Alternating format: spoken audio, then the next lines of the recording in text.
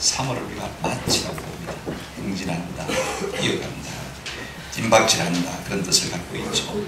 우리가 봄을 스프링이라고 하는데 용솟음 친다, 용솟음이라는 그런 의미를 갖고 있는 것을 볼 수가 있습니다. 마무리에 띄고 또 손댄 생동감을 표현한 참 좋은 말입니다. 사방에 봄빛이 참 가득하지 않습니까? 자연 마무리도 이렇게 생명이 넘드는데 오늘 우리 심령 속에도 주의 복음으로 말미암아 생명이 넘드는 놀라운 은혜가 있기를 주님의 이름으로 축원합니다. 우리 속에 좀 복음이 꼼지락했으면 좋겠습니다. 꿈틀꿈틀했으면 좋겠습니다. 이것이 우리 속에서 좀 용솟음 쳤으면 참 좋겠다 싶어요. 여러분, 복음보다 이 세상에서 귀한 소식이 없습니다. 그래서 우리가 복음을 기쁜 소식, 좋은 소식이라 그렇게 말하지 않습니까? 여러분, 복음이 뭐예요? 한마디로 말하면 성경이고, 또 좀 더 간단히 말하면 복음은 예수 그리스도 그분이 복음인 줄로 믿습니다. 우리가 로마서 1장 10절을 보게 되지만 그 복음의 주제가 예수 그리스도인 것을 우리가 보게 되죠. 여러분, 복음의 핵심이 예수 그리스도. 그분의 4대 사역이 뭐냐면요, 이 땅에 오시고 십자가에 죽으시고 다시 사시고 그 다음에 다시 오실 것. 이 4대 사역이 참 중요해요. 우리 주님이 이 땅에 오시지 않았다면 우리에게 구원이 없습니다. 아멘. 그분이 오셔서 우리에게 구원자가 되어주신 거예요. 우리 주님이 십자가에 달려 돌아가셨지 않다면요, 우리에게 의가 없어요. 당신의 의를 우리에게 주신 줄로 믿습니다. 그분이 다시 사시지 않았다면 우리에게 영원한 생명이 있을 수가 없는 거예요. 그분이 다시 오시지 않는다면 우리에게 소망이 있을 수가 없는 거예요. 생각해 보십시오. 그러므로 예수 그리스도 그분은 우리의 모든 것이 되어주시는 것입니다. 오늘 이 복음이, 이 모든 것이 좀 사도 바울처럼 우리 속에도 샘솟는 과 같은 은혜가 있었으면 참 좋겠다 싶어요. 우리가 3월달을 좀 전도의 달을 보냈는데 우리가 이 복음을 자꾸 서당시켜 놓고 있으면요, 이게 꼽히지를 못해요. 자꾸 전하고 말하고 흘릴 때 우리 속에서 놀라운 역사가 일어나게 될 줄로 믿습니다. 우리가 사도 바울을 보면서요, 그런 복음에 어떤 열정을 가졌는지를 좀 생각해 보면서 우리가 도전을 받았으면 참 좋겠습니다. 가만히 우리가 보면요, 바울은 복음을 위한 간절한 소망을 가진 것을 볼 수가 있습니다. 우리가 첫째로 생각할 것은요, 바울은 이런 고백을 하고 있는 것을 볼 수가 있습니다. 복음 전하기를 간절히 소원한다, 이렇게 말하고 있는 것을 볼 수가 있어요. 여러분, 15절 보시길 바랍니다. 그러므로 나는 할 수 있는 대로 로마에 있는 너희에게도 복음 전하기를 간절히 원한다, 이렇게 말씀하고 있습니다. 여러분, 사람은요, 누구든지 내 속에 가득한 것을 말하고 싶어 견딜 수밖에 없거든요. 내 속에 무엇이 있느냐, 그것을 우리가 그 사람이 말하는 것을 들어보면 그 사람 속에 무엇이 있는지를 알 수가 있지 않습니까? 자꾸 돈만 이야기하는 사람은 그 속에 돈이 가득한 사람이에요. 부동산 이야기를 많이 하는 사람은 부동산 생각으로 가득 차 있는 것입니다. 어떤 사람은 어디 놀러 갈까, 관광 갈까, 즐길까, 엔조이할까, 여기에 생각이 집중되어 있는 사람들은요, 입만 열면 그런 이야기하는 것을 볼 수가 있습니다. 누가복음 6장 45절에 보면 선한 사람은 마음에 쌓은 선에서 선을 내고 악한 자는 그 쌓은 악에서 악을 내더니 이는 마음에 가득한 것을 입으로 말한다고요? 말합니다. 별 수 없이 우리는 마음속에 가득한 것을 입으로 말할 수밖에 없는 존재인 것을 볼 수가 있습니다. 오늘 우리 속에 무엇이 가득합니까? 뭐가 가득합니까? 저는 우리 속에 사도 바울처럼 이 복음으로 충만한 은혜가 있기를 주님의 이름으로 축원합니다. 보십시오, 15절에 그러므로 나는 할 수 있는 대로 로마에 있는 너에게도 복음 전하기를 간절히 원하노라. 가득하니까, 차 있으니까 나누고 싶어서 견딜 수가 없는 것입니다. 여러분, 제가 간절히 원한다고 했는데요, 근거가 없는 이야기 아니에요. 프로투모스란 이 단어는요, 앞에 프로라는 강세 헬라 접두사가 붙어 있습니다. 그러니까 이 부사를 좀 잘 생겨야 되는데 우리가 그런 걸 잘 못하는 것 같아요. 그냥 원하는 게 아니고요, 간절히 원하는 상태를 말하는 것입니다. 여러분, 우리가 차면요, 비워야 되죠. 비우고 나면 또 샘솟는 것을 볼 수가 있습니다. 하나님의 복음은 우리에게 항상 위와 같은 것입니다. 그렇다면 바울은요, 도대체 복음이 무엇이기에, 어느 정도로, 어떤 사람에게 전하기를 간절히 소원했는가, 우리가 첫째로 이걸 좀 생각해 보려고 합니다. 여러분, 복음이 뭐예요? 제가 서두에 말씀드렸습니다만은요, 복음은 간단하게 말하면 성경이고, 더 간단하게 말하면 복음은 예수 그리스도인 것입니다. 여러분 보십시오. 요한복음 5장 39절에 보면 너희가 성경에서 영생을 얻는 줄 생각하고 성경을 영과 의와, 이 성경이 곧 누구에게 대하여요? 내게 대하여. 여러분, 성경, 영생 이꼴 무엇입니까? 예수 그렇습니다. 성경은 우리에게 영생을 말하고 있고 그 영생의 씨앗이 누구냐? 예수 그리스도인 것을 우리가 볼 수가 있습니다. 또 하나 우리가 복음이 뭐냐라고 묻는다면요, 이 성경 중에 요절인 요한복음 3장 16절 말씀을 우리가 들을 수 있을 것 같아요. 한번 같이 읽어보실까요? 시작. 하나님이 세상을 이처럼 사랑하사 독생자를 주셨으니 이는 그를 믿는 자마다 멸망하지 않고 영생을 얻게 하려 하십니다. 하나님께서 아들을 땅에 내어주시기까지 우리를 사랑하셨습니다. 그 아들로 하여금 대신해서 대신 우리의 죄를 짊어지고 십자가에 죽게 하신 것을 볼 수가 있습니다.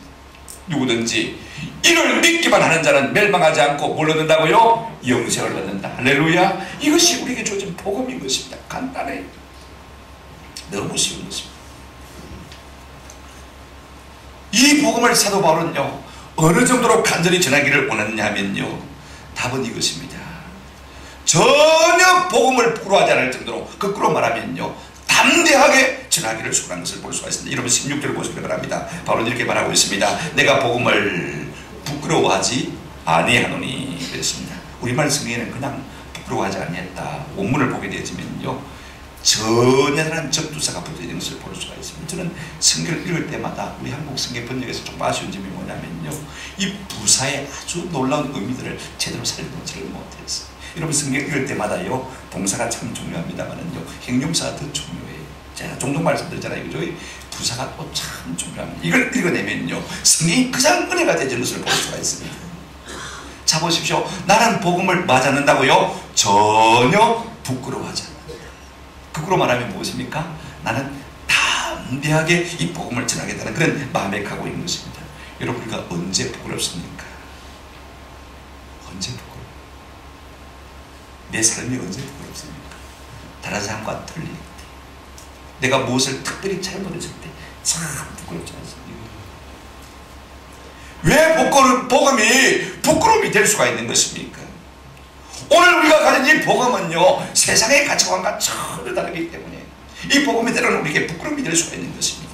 틀린 것이 아닌데 세상 사람들이 전혀 우리가 다르니까 말입니다. 우리를 보고 자꾸 틀린다고 그러니까 우리가 가진 이 복음이 때로는 부끄러울 수밖에 없는 거예요. 그래서 우리 예수님은 마가복음 8장 38절에 이렇게 말씀하셨습니다.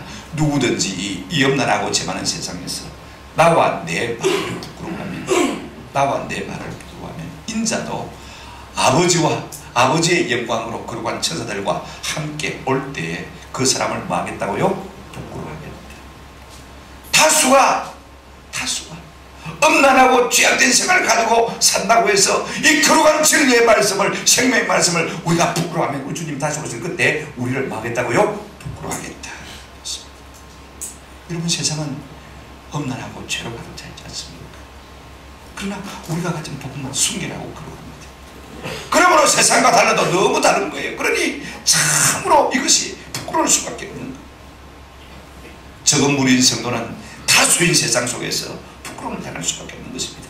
며칠 전에 헌법재판소에서 간통법이 위헌이 된다고 그렇게 결정을 했어요.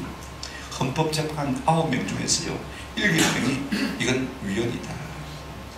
정부가 어떻게 서로 사통하고 가늠한 걸 갖다가 다스릴 수가 있냐. 헌법에 이건 위헌이다. 그렇게 결정을 해서 이제는 헌법 241조 간통법이 사라졌습니다. 2년 이하의 징역에 처한다. 이게 사라지고 말았습니다. 그러니까 쉽게 말하면요, 간통은 뭐가 아니다? 죄가 아니다. 국법으로는 죄가 아니고 되어 있습니다. 우리가 자꾸 예수님 사람이 가담하면 죄다. 그러면요, 오히려 우리가 더 죄인이 되는 거예요. 무슨 말인지 알겠죠? 그런데 여러분, 여자 재판관 이정미 재판관, 이분이 합헌이다. 이렇게 소소 얘기를 했어요. 저는 그래서 이 시가 너무 존경스러워요. 가운데 정자 들어간 이름도 너무 존경스러워요. 끝에 미가 들어간 이름도 참 고마워요. 그런 이름이 있으시면 아멘 축복받으시기를 바랍니다. 그 다음에 여러분 또 기독교 재판관 한 분 계시는데 안창호 재판관, 안씨가 얼마나 참 귀한지, 우리 안씨 몇 분이 되는지 모르겠습니다만 우리 안선생님 계시네요. 참 제가 감사해요. 안창호 씨, 이것도 합법입니다. 이건 하나님의 법에도 위배되고 이건 고조선부터 있어온 법인데 이걸 피하면 안 됩니다. 가정이 파괴될 것이다. 여러분 7명이 위헌이다 그러고 2명이 소수의 의견으로 합헌다고 했습니다. 얼마나 부끄러워요. 다수에 있어. 그러나 성경은 뭐라고 말하고 있까? 7계명에 가늠하지 말지니라. 그 다음에 가늠한 자는 성경이 뭐라고 했습니까? 돌로 뭐라고요? 쳐주고. 하나님께서 아주 음하게 다신 것을 볼 수가 있습니다. 오늘 우리가 이와 같은 복음을 들고 나갈 때 다수인 세상에 부끄러울 수밖에 없는 이 나감이 우리 가운데 있는 것입니다. 그러나 여러분 기억하십시다. 그럼에도 불구하고 어떻게 우리가 부끄러움을 당하나 부끄러워하지 않을 수가 있겠습니까? 오늘 이 바울은요, 나는 이 복음을 전혀 부끄러워하지 않는다고 말하고 있는 것을 볼 수가 있습니다. 어떻게 이러한 복음을 들고 나가면서 우리가 담대할 수 있을까요? 우리가 성경에서 두 가지 방편을 찾아볼 수가 있습니다. 먼저 14절에 보시면요, 헬라인이나 야만인이나 지혜 있는 자나 어리석은 자에게 내가 다 뭐라고요? 빚진 자. 나 같은 죄인이 복을 받고 예수님께 구원받은 이 자체가 하나님의 은혜고 나는 하나님의 사랑에 빚진 자이다. 그러니 이 믿고 예수 믿는 이 복음을 내가 전하지 않으면 내가 깨뜨릴 수 없다는 그런 마음을 가지고 복음을 전하는 것을 볼 수가 있습니다. 여러분, 빚을 갚는 것이 부끄러움입니까? 당연히 됩니다. 그렇죠? 내가 받은 은혜 보답하는 것이 이런 부끄러움이에요. 아니지 않습니까? 내가 이 같은 구원을 받았으니 내가 이 구원의 소식을 전하는 이것이 우리에게 부끄러움이 될 수가 없는 것은요, 내 속에 빚진 자의 의식을 갖고 있을 때 결탄코 부끄러움이 될 수 없는 줄로 믿습니다. 우리 모두가 그리스도의 사랑에 빚진 자 아닙니까? 빚진 자는 일평생 빚을 갚는 마음으로 감사하면서 겸손하게 살지 않습니까? 고난을 당해야 됩니다. 이것이 보람이요, 이것이 기쁨인 것입니다. 오늘 이 같은 빚진 자의 의식이 우리 가운데 주의 이름으로 충만하기를 주의 이름으로 축원합니다. 또 하나 여러분, 바울은요 뭘 생각했을까요? 히브리서 12장 2절을 보면 이런 말씀이 있습니다. 믿음의 주요 온전하게 하시는 이 예수를 바라보자. 그 예수님은 어떤 분이었습니까? 그는 그 앞에 있는 기쁨을 위하여 뭘 참으사요? 십자가를 참으사. 부끄러움을 맞이 아니하시더니 개의치 아니하시더니 하나님 보좌 우편에 뭐 하셨다고요? 앉으셨습니다. 우리가 왜 끊임없이 예수를 바라봐야 하냐면요, 우리 예수님 부끄러운 십자가 지신 분이에요. 여러분, 십자가는요 로마 시대 때 가장 극악한 죄수에게 씌우는 형들이에요. 가장 흉악범에게 가하는 사형제도 아닙니까? 십자가에 매달아서 나무에 들린 자마다 저주를 받는 자라고 얼마나 부끄럽겠어요. 여러분, 예수님은 하나님의 아들이신데 제가 왔으신 분인데 가장 극악범 몰려서 십자가에 매달리신 이게 얼마나 부끄러운 것입니까? 얼마나 수치스러운 것입니까? 여러분, 사람이요 살다가요 다 순종하기를 바라지 않습니까? 자 보십시오. 자는 잠에 죽으면 참 좋겠다. 그런데 교통사고를 만나가지고 시신이 길길이 찢어져 죽었다 그러면 참 부끄럽잖아요. 사고를 만나가지고 참 형체를 알아볼 수 없도록 그렇게 돌아가셨다 참 부끄럽잖아요. 길에서 돌아가셨다 참 부끄럽잖아요. 여러분, 자살해서 죽었다 부끄럽잖아요. 부끄럽잖아요. 그때 우리 주님은 그 부끄러운 십자가를 어떻게 했다고요? 참으사 부끄러움을 맞이 아니하고요 개의치 않는다. 어떻게 이럴 수가 있습니까?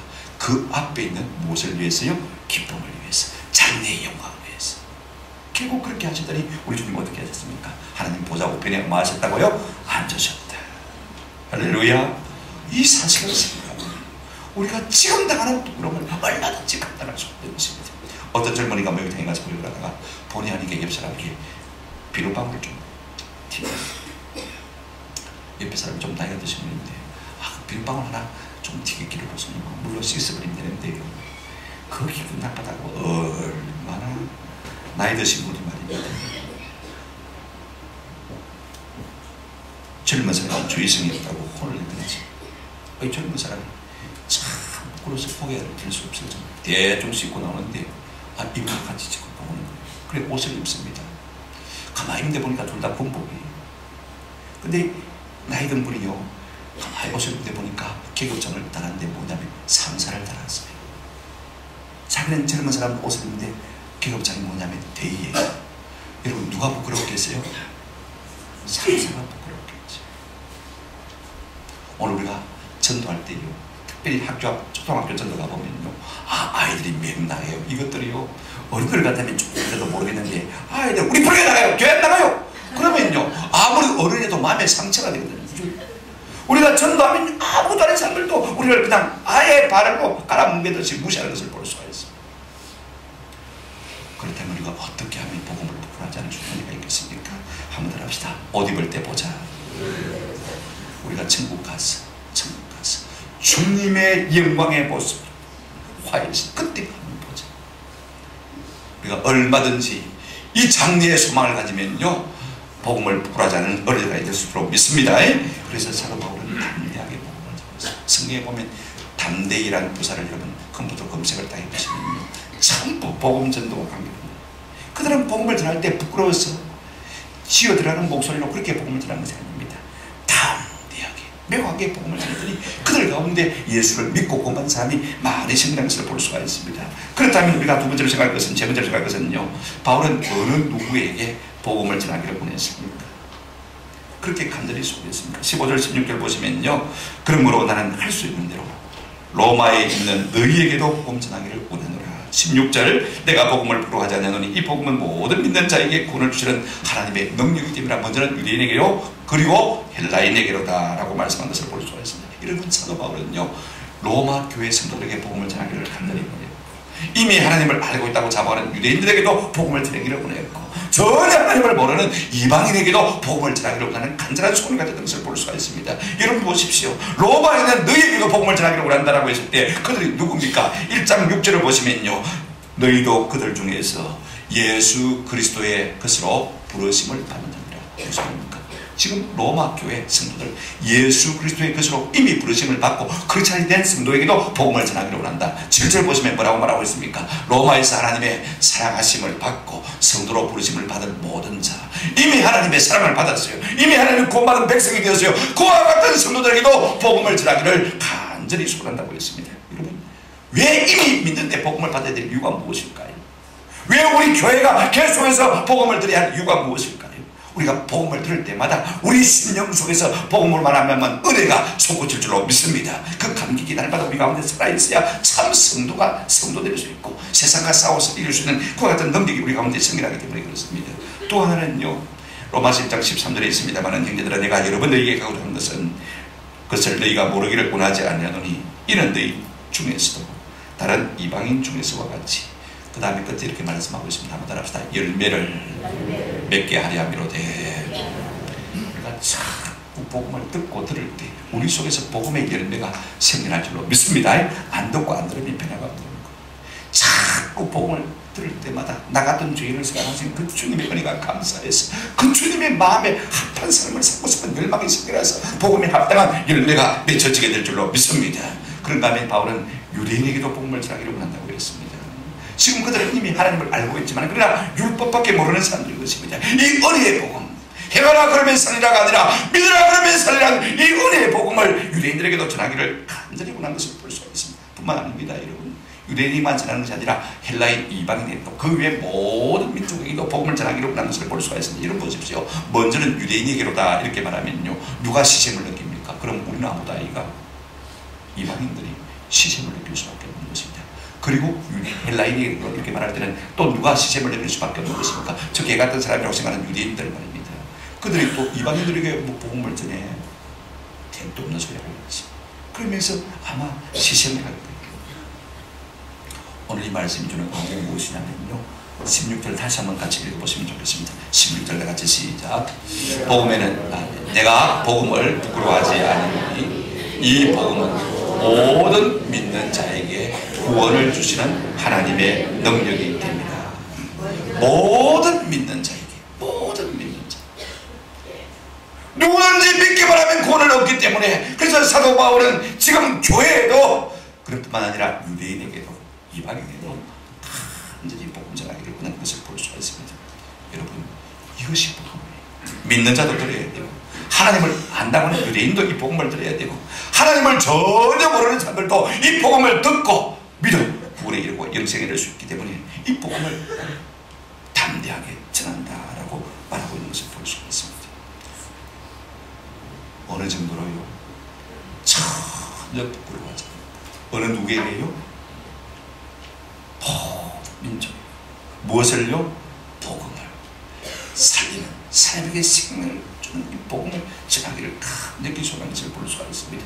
이제 그 두 번째로 우리가 생각할 것은요, 무엇 때문에 사도 바울이 이렇게 간절하게 복음 전하기를 원했을까? 여러분 16절 한번 다시 읽어보시겠습니다. 시작. 내가 복음을 부끄러워하지 않으니 이 복음은 모든 믿는 자에게 구원을 주시는 하나님의 능력이 됩니다.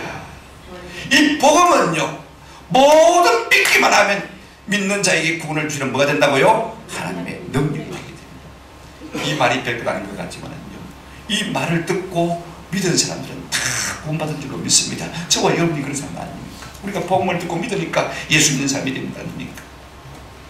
이것이 사도 바울이 복음을 부끄러워하지 않는 진짜인 겁니다. 믿기만 하면 누구든지 구원을 받는 하나님의 능력이 됩니까? 구원을 받으니까 바울이 복음을 부끄러워하지 않았다고 말하고 있습니다. 여러분, 성경이 어떤 능력을 갖고 있습니까? 디모데후서 3장 15절 보면 이렇게 말씀하고 있습니다. 또 어려서부터 성경을 알았느니 이 성경은 능히 너로 하여금 그리스도 예수 안에 있는 무엇으로 말미암아? 믿음으로 말미암아 무엇에 이르는? 구원에 이르는 지혜를 입게 합니다. 우리가 복음을 들으면요, 예수, 믿음, 구원, 이 등식이 성립되는 것을 볼 수가 있습니다. 이것이 복음입니다. 이상하게 하나님의 말씀을 들으면요, 하나님이 살아계시고 예수 그리스도가 계신 것을 믿어져. 제가 카자흐스탄 할머니 한번 이야기했지 않습니까? 그분을 제가 기차에서 만나서 그분의 간증을 들었는데요, 이 공산주의 사회가 얼마나 불의해요. 그런데 옆집에 아줌마가 빨래를 널다 말고요, 자기를 보고 그러더랍니다. 하나님은 정의로우시만 정의로우시만 공의로우시만 자기는 세상에 온통 썩었다고 생각하는데 하나님은 공의로우신 정의로우신 하나님이니까 그 말이 마음에 탁 와닿더래요. 그래서 금요일 밤인데 그분 구역 모임에 가가지고 복음을 듣고 성경 하나 받아가지고 밤새도록 읽고 주일날 교회 나가서 또 하나님의 말씀을 읽고 그러니까 마음속에 하나님 생각이 믿어지더랍니다. 여러분, 하나님의 존재가 확신되어지기 시작하면요, 내 마음속에 어떤 은혜가 오냐면요, 나 같은 죄인을 사랑하시는 하나님의 그 사랑을 여러분처럼 나도 모릅니다. 여태까지 받아본 적이 없는 그 같은 사랑을 나를 압도하는 것을 우리가 느낄 수가 있습니다. 그 다음에요, 내가 얼마나 흉악한 죄인을 깨달아져 나 같은 죄인을 용서하려고 하나님께서 하나님의 아들 예수를 땅에 보내셨구나 생각하면 가슴이 미어지는 것입니다. 예수 십자가 대속의 은혜가 내 가슴 속에 얼마나 뜨겁게 감격으로 다가오는지 모르는 것입니다. 그래서 우리가 예수 믿는 사람은 누구나가 305장 찬송 좋아하잖아요. 나 같은 죄인 살리시 그 은혜 잃었던 생명 찾아 광명을 얻는. 우리가 복음을 들으면 이와 같은 감격이 우리 가운데 용수성치게 되는 것입니다. 그렇다면요, 이와 같이 복음을 듣고 믿을 때 주는 이 구원이 어떤 것인가를 좀 생각해 보십시다. 여러분, 구원은요, 우리 인생의 하나님 앞에 엄청난 죄인 것을 전제로 하는 말인 것입니다. 여러분, 인류의 조상 아담이요, 하나님이 금하신 선악과를 다 먹고 에덴 동산에 쫓겨나지 않습니까? 그 이후로 영원히 하나님의 진노 가운데 있었습니다. 우리가 로마서 1장 18절에 보면요, 하나님의 진노가 끝에 보면 나타나니 그렇게 말하고 있습니다. 여러분, 구원이 뭐냐면요, 우리 인생의 하나님의 진노 가운데 영존할 수밖에 없는 사람들이지만 그러나 예수 그리스도로 말미암아 성경 한번 같이 읽어보십시오. 로마서 5장 9절입니다. 이런 진노 가운데 있는 우리인데 여러분 같이 읽어보실 거예요. 시작. 그러면 이제 우리가 그의 피로 말미암아 의롭다 하심을 받았으니 더욱 그로 말미암아 진노하심에서 구원을 받으셨니. 진노하심에서 구원을 받으셨니.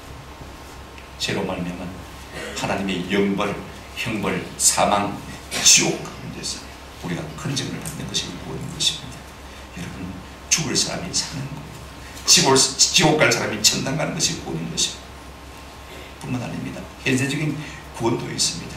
못난 자가 잘나게 되는 것도 하나님의 은혜요 구원인 줄로 믿습니다. 가난한 자가 부유해지는 것도 하나님의 은혜요 구원인 것입니다. 병든 자가 남을 입는 것도요 하나님의 은혜요 구원인 것입니다. 오늘 이 같은 구원의 은혜가 우리 속에 있기를 주님의 이름으로 축원합니다. 근데 이 놀라운 구원의 조건이요, 다른 것 하나도 없습니다. 누구든지 예수 그리스도를 구주로 믿기만 합니다.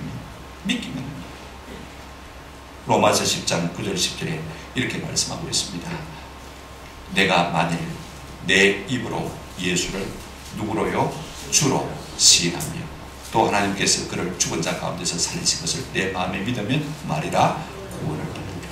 예수 그리스도 그분의 십자가 대속의 은혜를 믿기만 하면요, 다 하나님의 진노에서 벗어나 영원한 생명을 누리게 된다고 말씀하고 있습니다. 이것이 구원의 의미인 것입니다. 구원의 조건도 간단하지 않습니까? 다른 것도 없어요. 누구든지 예수를 믿기만 합니다. 이제 구원의 단계에 대해서 간단히 생각해 보십시오. 여러분, 우리가 이미 구원받았습니다. 어렵다면 입었죠. 이걸 칭이라고 그래요. 지금도 우리가 구원받고 있습니다. 하나님께서 우리 가운데 말씀과 생명을 역사하셔서 하나님의 아들의 형상을 닮아가도록 성화, 거룩하게 되도록 만들어가고 있습니다. 또 앞으로 하나님께서 우리에게 구원을 주실 것입니다. 미래적인 것이긴 합니다만은요, 이것은 영화입니다. 천국을 주시겠죠. 영원한 생명을 주시겠죠. 엄청난 상급을 주지 않겠습니까? 우리 동기 목사님 가운데 이 사모님이 기도를 많이 하는 분이 계세요. 이분은 늘 기도 가운데 밤을 새워서 찬양하면서 기도하니까 하나님께서 신령한 것을 참 많이 보여줬습니다. 그래서 천국을 늘 왔다 갔다 하는 분인데, 우리 동기 목사님들을 모이면 이 사모님들 모임을 주관해요. 밤새도록 사모님 하는 이야기를 듣고 다니는, 그 다음에 아침에 보면요 사모님들의 얼굴이 환해요. 왜? 천국에 대한 이야기를 들었거든요. 앞으로 주께서 우리에게 주는 영광이 얼마나 크고 놀라운 것인가를 그 사모님을 통해서 간증을 들었거든요. 그러니까 밤새도록 그 간증을 듣고도 피곤하지 않은 거예요. 그래서 마음에 말할 수 없는 기쁨과 감격을 가지고 돌아보는 것을 볼 수가 있습니다. 우리가 이미 얻은 구원, 예수 십자가 보혈로 말미암아 어렵다 하심을 얻은 것입니다. 자, 다시 한번 로마서 5장 9절 말씀 한번 보실까요? 이렇게 말씀하고 있습니다. 로마서 5장 9절 시작. 그러면 이제 우리가 그의 피로 말미암아 어렵다 하심을 받았으니, 받았다고 했습니다. 과거입니다. 그죠? 이미 어렵다함을 받았다. 예수의 피로 말미암아.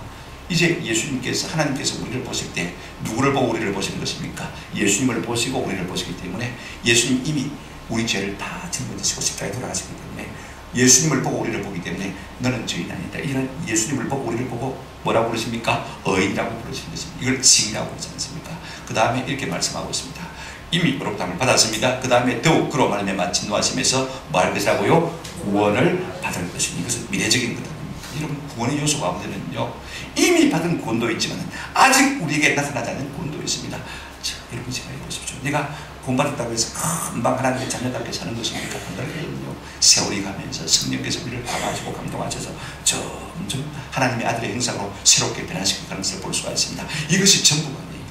천국의 영광이 얼마나 크고 놀라운 것인지 모릅니다. 빌립보서 2장 12절에 보면, 그러므로 나의 사랑하는 자들아, 너희가 나 있을 때뿐 아니라 더욱 지금 나 없을 때도 항상 복종하고 두렵고 떨림으로 한번 더 합시다. 너희 구원을 이루라.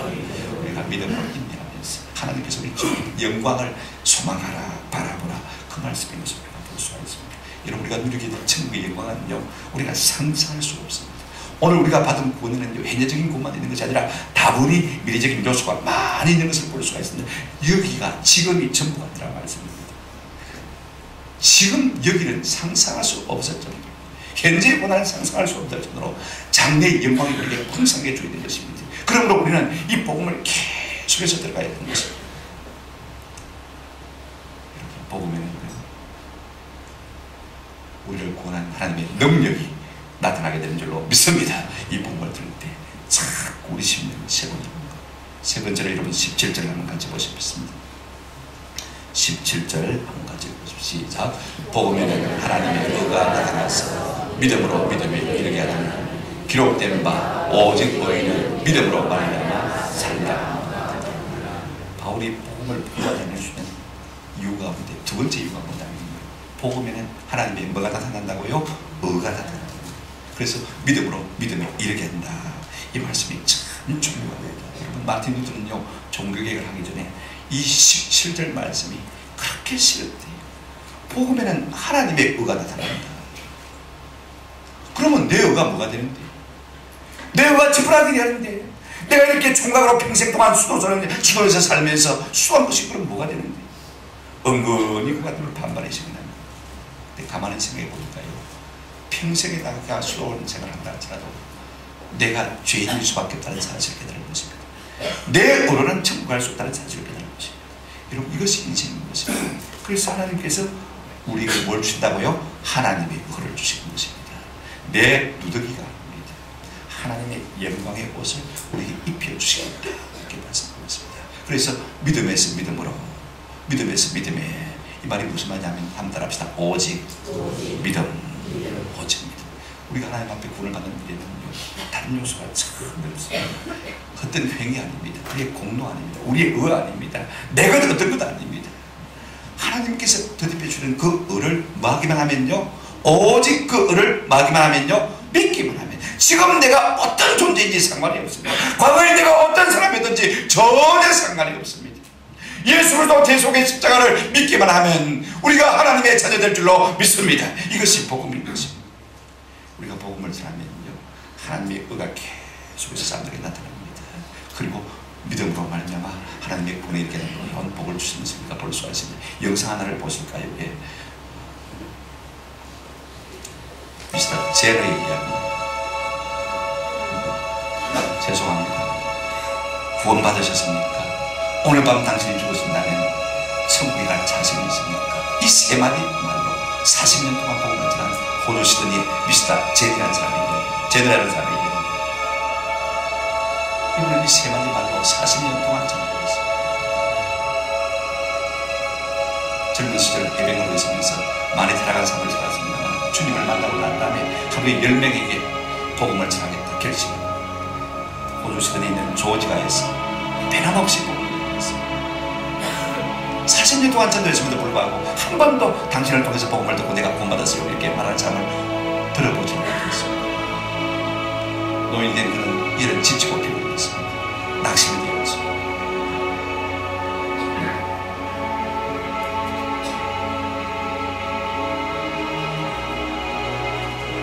근데 영국 런던에 사는 한 목사님에게 놀라운 일이 일어나기 시작했습니다. 설교를 마쳤을 때 A number of years ago, in a Baptist church in Crystal Palace in southern London, the Sunday morning service was closing, and a stranger stood up at the back, raised his hand, he said, "Excuse me, Pastor, can I show you the Testament?" The pastor looked at his watch, he said, "You've got 3 minutes." And this man proceeded. 우리 나와서 간증을 했어요. 제가 친정을 만드느라 저 호주에 시드니에 들렸는데 조지가에서 복음을 들었습니다. 한 노인이 내게 다가와서 말했습니다. 실례합니다. 구원을 받으셨나요? 오늘 밤 죽으면 천당 갈 자신이 있습니다. 그 말이 계속해서 자기 속에 살아있는 영국에 와서 예수를 영접하고 그가 교회에 남아서 지금 간증했다는 것입니다. 이럴 수가 목사님은 참 놀랐어요. 그 위에 목사님은 LA와 퍼스였어요. 초정설교하는 가운데 이와 같은 똑같은 간증을 두 번이나 들었습니다. 호주 시드니에 가서 어떤 사람이 복음을 하는데 자기 예수를 믿었다는 거죠. 다시 영국에서 말씀을 전합니다. And was speaking at the Keswick Convention in the Lake District. And he threw in these 3 testimonies. At the close of his teaching, 예배에 4명의 노인이 그 목사님에게 와서 똑같은 간증을 합니다. 우리도 각각 25년, 35년 전에 시드니에 갔다가 그 노인에게 같은 질문을 받고 예수님을 간증했습니다. 캐리비안 선교대에 참석해서 이 간증을 또 나누었는데요. 근데 여러분 3명의 선교사가 자기들도 호주의 그 노인에게 복음을 듣고 선교사가 됐다. We got saved between 15 and 25 years ago, respectively, through that little man's testimony and asking us that same question on George Street in Sydney. Coming back. 미국 조지아주에 있는 해군 그 부사령부에서 말입니다. 해군 군종목사에게 복음을 전하는데 거기서도 똑같은 일이 났습니다. 어떤 군종목사님이 조지아의 노인을 간증을 이야기했습니다. 6개월 후에 이분이 인도에 가서 봉집회를 하는데요. 인도인 가운데서 그 노인에게 복음을 듣고 예수를 믿는 간증을 들었습니다.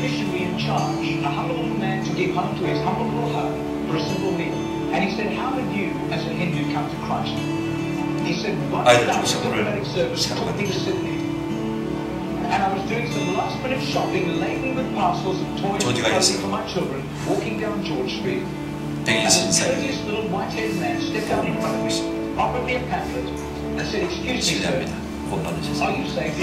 오늘 밤에 돌아가시면 천국 갈 자신이 있습니까? 8개월 후에 들려 이 목사님이 호주 시드니에서 복음을 전하게 되었습니다. 사람들에게 물어봤습니다. 조지가에서 복음을 전하는 분이 나왔습니다. 그분이 제대로 알고 지금은 연세가 많아서 더 이상 복음 전도할 때 하지 않습니다.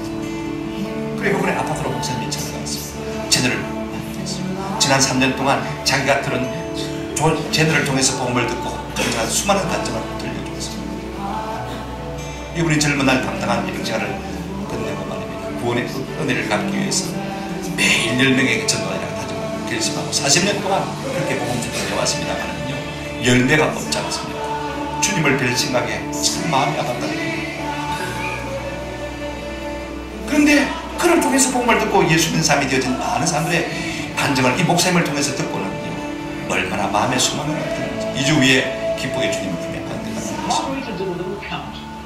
이 목사님이 3년 동안 확인한 결과 이 미스터 제드를 통해서 복음을 듣고 구원받은 사람이 14만 6천 명이 있는 것입니다. Of Baptists in southern Sydney knew about Mr. Ginnell, but I'll tell you his name is famous in Canada.